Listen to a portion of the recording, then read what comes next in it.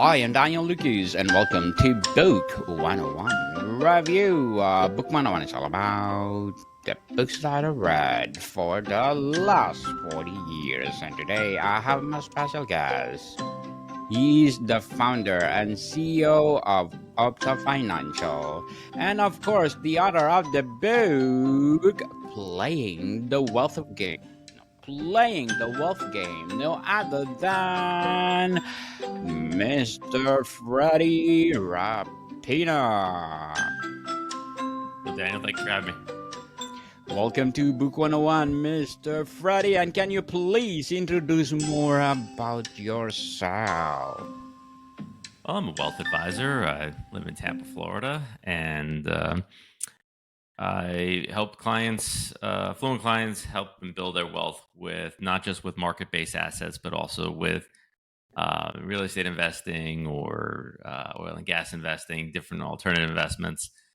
So it's just not all the market all the time at our firm. We help people build wealth, build cash flow, and enjoy their lives now, just not just sitting on a bunch of money for 30 years waiting for compound interest. Certainly. Compound interest. We need that, Mr. Freddie, and can you please empower us? And thank you so much for sharing your company to the world and, of course, your book, Playing Golf Game. So, what does financial freedom mean to you personally? Having the time to spend with the people you want to spend it with, and having the resources to be able to do that, whatever level of wealth that is for you, that's I would say that's financial freedom. Having the money to be able to spend the time with your family, friends, however you want to spend it. You don't get the So, time how back. definitely. So, how is financial freedom different from just being rich? Well, you can be rich and working all the time. You can be constantly worried about money and still have it's really about uh, being able to enjoy yourself, enjoy your life now, not sitting around waiting for 30 years. And I call that the golden wheelchair plan. So I think it's more of a mindset difference between being rich and being wealthy with having financial freedom and being able to do the things you want to do, whatever that is, whatever your thing is. For me, it's spending time with my kids and baseball games and cheerleading competitions and fun stuff like that. Certainly. So, what was the moment you first become interested in achieving financial freedom? Well, before I had this career, I was a police officer and just started to get around more wealthy people and understood that the same financial information I was getting wasn't the same as what they were doing. And so learning how to how to play chess, as I call it, instead of playing checkers, and being able to enjoy my life. And I started a firm, and now it's gotten pretty big, where people are starting to understand that there are two different games in finance, and whichever one you choose is going to really dictate on how much wealth you're able to accumulate. So, Mr. Freddy, do you believe financial freedom is possible for everyone or just a few? No, I believe it's not possible for everyone, because the ones that don't have the right mindset will not get there. So it's possible from the standpoint of everybody can have the right mindset, but in practice, not everybody's going to have the mindset to be able to achieve those types of goals. Totally agree. Mr. Freddy, financial freedom is for everyone. Set your mindset. What is the biggest myth people have about financial freedom? I would say one of the biggest myths is that you can save your way to wealth. Not happening. Saving money, definitely a part of the equation, right? But it's not the whole equation, right? So Saving money, just saving money sucks. It's like holding a big lump of sand in your hand at the beach. I mean, you can hold it for a little while, but eventually those grains of sand are going to slip through your fingers. And I definitely feel like that's a way. That's a that happens to a lot of people when they think, "Oh, I'm going to save and save and save." It just doesn't work. And the other thing is that, you know, I'm one of the few wealth advisors out there that are going to say this out loud. That compound interest is completely oversold to the middle class. People think that compound interest is going to lead them to some promised land, but it really doesn't. It's definitely a good thing. Don't get me wrong, but by itself, it will not get you there because it just takes too darn long. When you compare it to the cost of goods and services, like like you have, if you're getting a 7% rate of return average, your money should double every 10 years, which sounds awesome, but except when you start thinking about like how many sets of 10 do you have, right? If you're, and how much money did you start with? If you started with, you know, $200, it's going to take a long time before that is $200 going to turn into enough money. You'd have to live a long time, probably like several hundred years for that to work out. So I would say compound interest is definitely an oversold concept to the middle class. Not that it's bad though. Yes, indeed. So, Mr. Freddy, let's talk about the journey and strategy for financial freedom. What are the first steps you took toward financial freedom?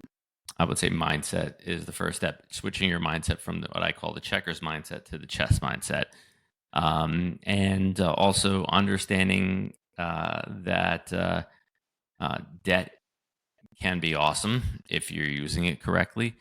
And taxes can be your friend if you're using the tax code to your advantage. I would say those are the two biggest hurdles for people to get over when it comes to the mindset, right? Because everything's like, oh, all debt is bad. No, uh, debt that doesn't produce income, in my opinion, is bad. Debt that does produce income is very beneficial. Um, and learning how to keep more of your money out of the government's hands and into yours, and also understanding that by you doing that actually benefits the government. So there's a two-way street there. Um, so once you start thinking about the tax code as an ally, it's a way for the government to explain to you what they want you to do with your money, and you accepting um, those instructions, they let you keep more of your money. But it's a free country, free will. If you don't do those things, well, that's fine, but you're going to get taxed very heavily. So, and it's going to really impede your wealth building process. Did you have to make sacrifices early on to build long term wealth? Um, I would I wouldn't call them sacrifices. I had to do different things. Um, my circumstances were a little bit different because when I started the firm, I was still actually an active police officer, so I had two careers for a few years there. From that standpoint, yes, had to sacrifice some things, but you don't have to like sacrifice everything. You just have to know what you're doing and understand that it is for everyone. If you choose to play chess, if you're playing checkers, then that's a totally different thing. You can be happy playing checkers. There's nothing wrong with playing checkers, but you're just not going to become wealthy, in my opinion, playing checkers. You got to switch over to chess. So I wouldn't say there's sacrifices. It's just changing behaviors and attitudes. Definitely attitudes. So, Mr. Freddy, how important is a passive income in your financial freedom plan? Well, passive income is huge, right? So the goal is to be able to turn active income into passive income.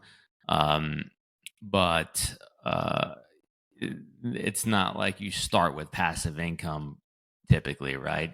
So I hear this a lot when I'm out networking or talking to people, and especially younger people. If you know they start talking to me, this I want to build passive income. It's like, okay, well, what are you doing for active income?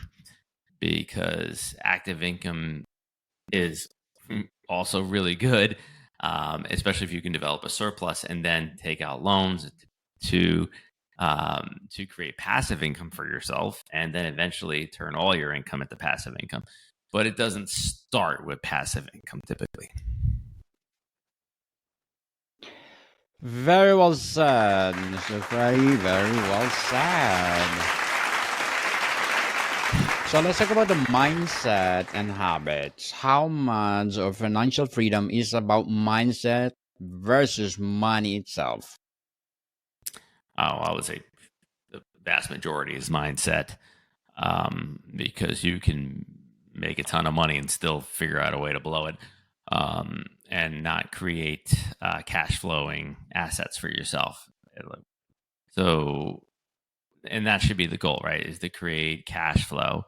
There's different ways of doing that, most notably real estate, but it's also strategy, right? Are you going to put money into account, take out loans, purchase real estate, have the um, income from the real estate be your passive income, and then allow that small amount of money to grow over time, and you get bigger and bigger assets, bigger real estate, and the cash flow becomes bigger and bigger. So it's really about being able to create that system, which is much easier said than done. I completely understand that, but that should be the goal: is to create a system where you're building more and more income streams for yourself, and if not more income streams, larger income streams from the ones that you do have. So, Mr. Freddie, have you ever struggled with money, belief, or scarcity thinking? Yes. Oh yeah. Well, when I was a rookie police officer, I worked a ton of overtime, saving everything, um, not enjoying myself, and thinking I could save my way to wealth, thinking I could, if I just cut this out or cut that out, or created this budget for myself, that it will build wealth, and it doesn't. Budgeting doesn't work when you're talking about wealth building. In my opinion, it's really about being able to say, okay, how am I going to grow this wealth? How am I going to be able to create more income for myself? We hear all the time, you should live within your means, but and that's true. But what we don't hear enough of is, well, what are you doing to make more means, and letting that relationship of living in the means grow over time? And it doesn't take a million years. It doesn't take a half a lifetime if you do it right. And there can be some bumps on the road, but if you're starting it, it doesn't take a whole lot of time, in my opinion. And if I could do it, anybody could do it. Yes, mindset, people. Yes, people, mindset. So, how do you balance saving for the future with enjoying the present? Well, when you have the income coming in from the assets, you don't have to choose. So, when you have your passive income coming in, you can go spend that however you like, right? And enjoy yourself. The money you're making from your active income or other types of income, if you might be saving that, and then taking out larger loans to be able to purchase larger assets to be able to create a larger stream of income.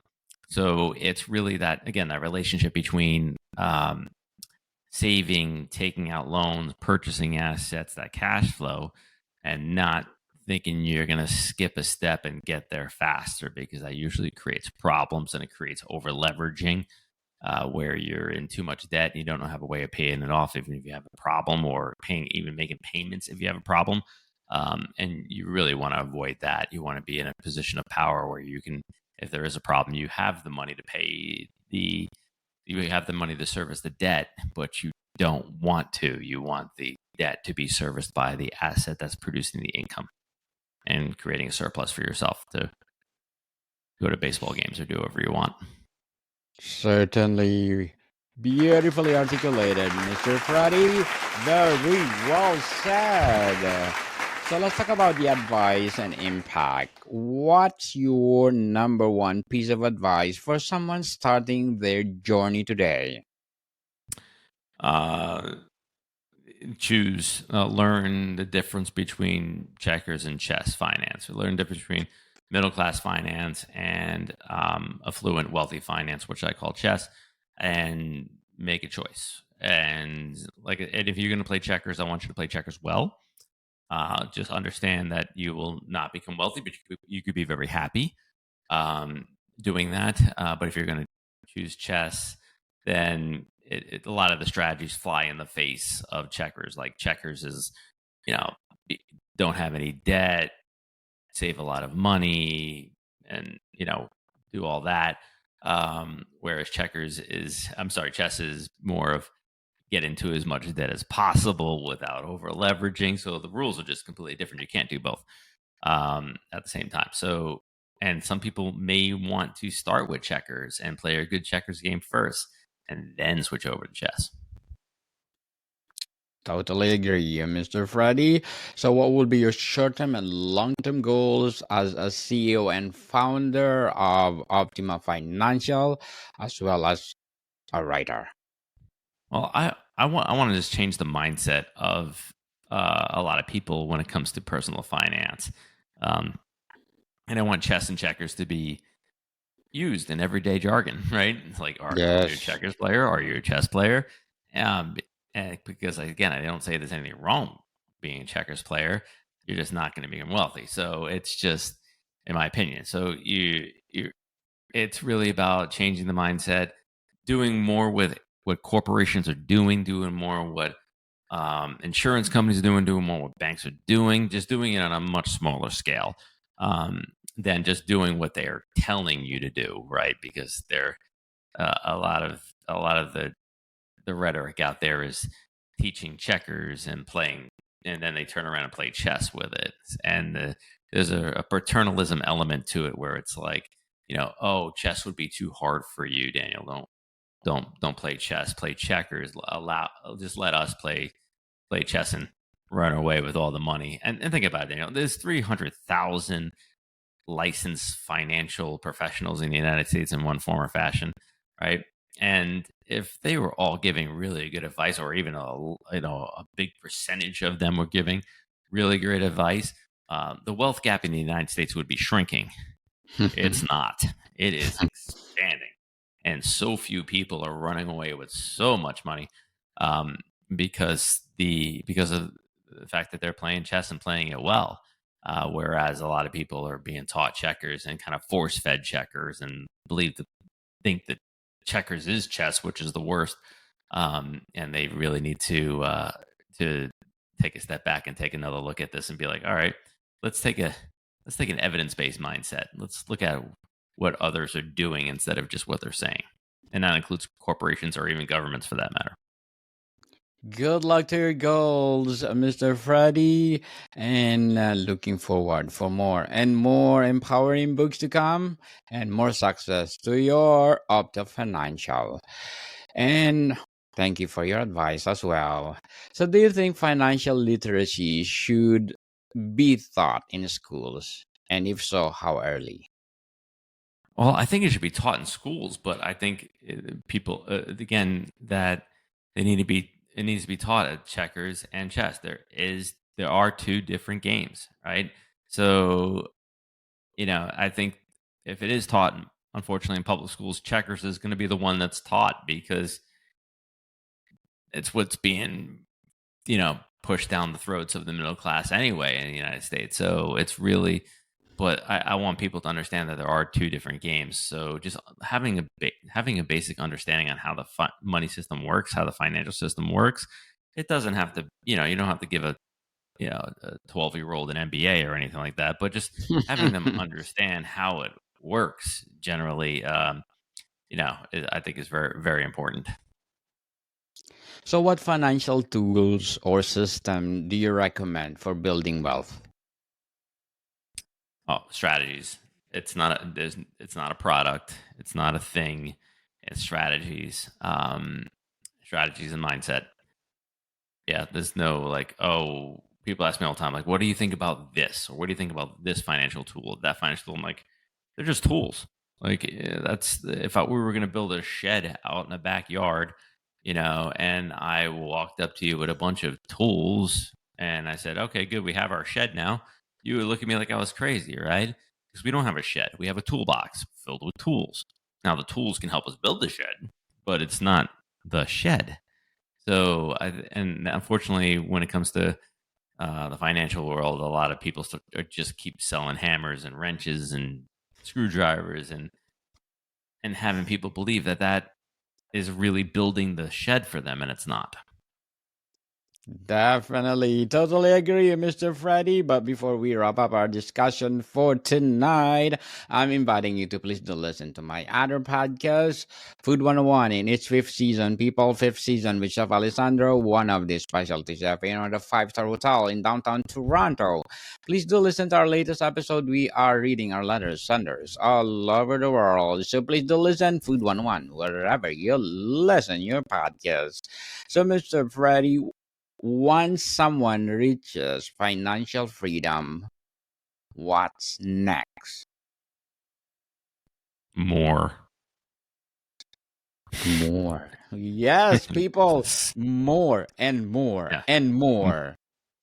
More. Definitely. Yeah, once you taste it, you're gonna want more, and the financial freedom will just amplify who you are. Because a lot of people think like, oh, money changes people. No, it doesn't. It just amplifies somebody. So if somebody's a jerk and they have more money, they're just going to be a bigger jerk. If they are more selfless and charitable, well, they're going to be even more selfless and more charitable with money. So it just amplifies who you were to begin with. Definitely, just like Elon Musk, he want to conquer the Mars. So, Mr. Freddie Rappina, thank you so much for sharing your business as well as your book to the world. So, can you please invite our listeners to support all your projects? Yeah, thank you. You just go to Amazon.com. You can play the wealth game and go to OptaFinancial.com and schedule an appointment. We're always here for you. Yes, people, let's support Mr. Freddie Rappina, because if you support him, more and more and more business to come and more books to come. So, Mr. Freddie, thank you so much for your time. Thank you. Bodycom people, see you soon.